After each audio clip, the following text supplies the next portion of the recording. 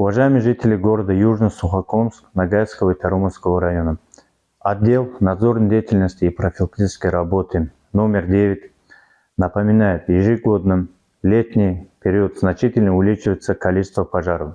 Основные причины пожаров – неосторожное обращение с огнем, сжигание сухой травы, разведение костров, неосторожность при курении, при обращении с бытовыми электрическими приборами.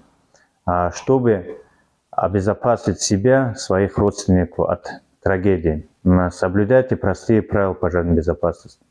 Не пользуйтесь открытым огнем вблизи деревянных строений, кустарников, сухой травы. Не поджигайте сухую траву. Огонь распространяется мгновенно, может стать неуправляемым. Своевременно очищайте прилегающую территорию от мусора, строительного материала и сухой травы. Не сжигайте собранный после уборки мусор и сухую траву. Пожароопасный период проводите с детьми и подростками разъяснительную работу. Соблюдайте требования пожарной безопасности в лесах. Пользуйтесь только исправными электронагревательными приборами. Не бросайте непогашенные спички, окурки.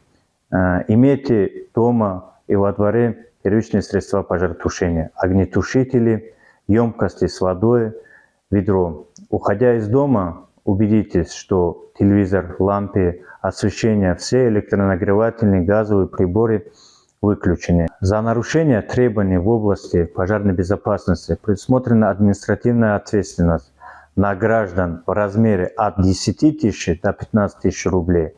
При обнаружении пожара или признаков горения немедленно сообщите об этом по телефонам 01 или с мобильного 112.